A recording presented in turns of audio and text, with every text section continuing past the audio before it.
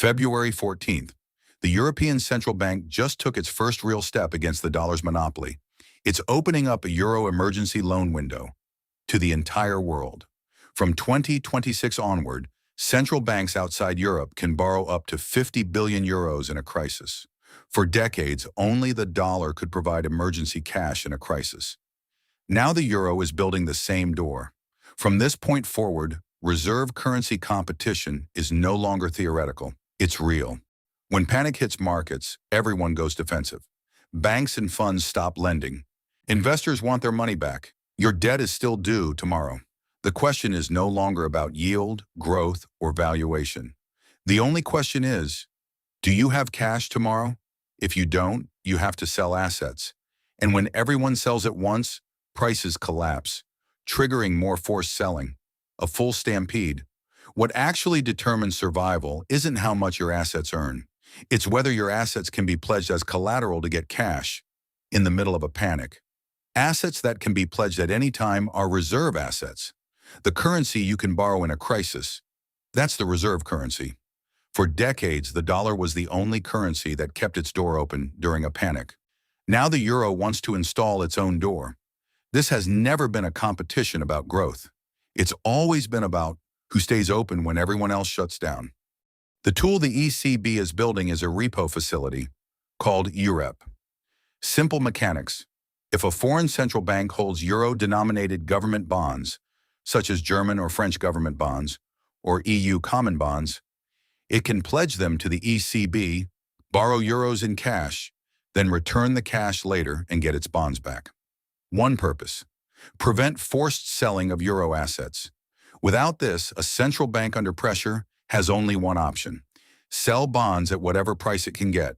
That pushes prices down, triggering more selling and spreading the panic further.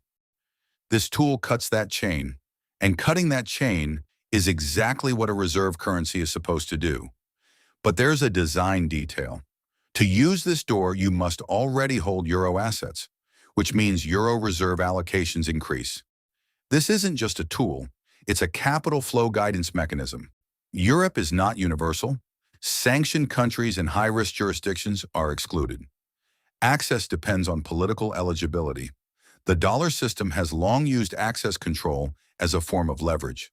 The euro liquidity network now introduces its own gate. To credibly promise the world, "I'll provide euros in a crisis," you first have to stabilize yourself. The Eurozone has 20 sovereign nations, 20 separate bond markets. In a panic, investors sell one member state's government bonds. Buyers step back, prices fall, yields spike, driving up sovereign borrowing costs. The euro system begins to fracture. That was 2010. The ECB had no standing tool to stop it. Now it does. It's called the TPI, Transmission Protection Instrument. If a member state's yields rise excessively without economic reason, the ECB can step in and buy its bonds, pushing prices up and bringing yields back down.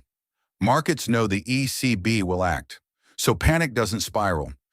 In 2021, the EU began issuing large-scale common debt under Next Generation EU. Not any single country's debt, EU-level debt. It's not US treasuries in scale, but for the first time, the Eurozone has something approaching a unified safe asset. That matters for credibility. Internal cracks sealed, unified asset emerging. The foundation for making external promises is now there. For decades, the dollar didn't need to worry about the euro. The Eurozone was fragmented, lacked a unified safe asset, and struggled in every crisis. That window looks different now. Uncertainty around the dollar system is rising. At the same time, the Eurozone's internal structure has just been reinforced. For global central banks, a question that used to be hypothetical is becoming real. If dollar liquidity runs into trouble at a pressure point, do I have a backup channel? Europe goes global at exactly this moment. Europe sees the opportunity. The dollar isn't facing a declared rival, it's facing a competitor quietly building parallel infrastructure. That's harder to counter because there's no confrontation, only gradual shift. Where does the money actually come from when the ECB lends these euros? Not fiscal funds, not existing reserves. The ECB simply adds a new euro balance to the borrower's account. Without computers, this is equivalent to printing new euros. The mechanics are identical, only the medium changed from paper to digital. But here's the key, it's not permanent. When the borrower returns the cash, that balance is canceled, printed temporarily, used, then permanently removed from circulation. This is what defines a reserve currency. It can create money when everyone else has run out, and pull it back when the crisis passes. The dollar was the only global currency with that capability. Now the euro is building a parallel structure, not replacing the dollar, but breaking the monopoly. This competition isn't about interest rates. It's not about GDP. It's about who controls the button when a crisis hits. This isn't a declaration that the euro will replace the dollar.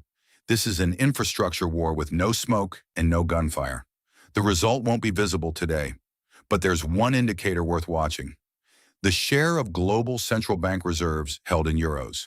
That's the real vote, not economic forecasts. Every central bank allocating actual reserves, making a real choice. If that number rises over the next 2 years, Europe's bet worked. Thanks for watching. This is the Fiscal Ledger, decoding the systems we still live under. The modern world wasn't born in a moment. It was engineered over centuries by capital, law, and design. From medieval credit to modern markets, Europe and North America wrote the operating code of power, and we're still running on it.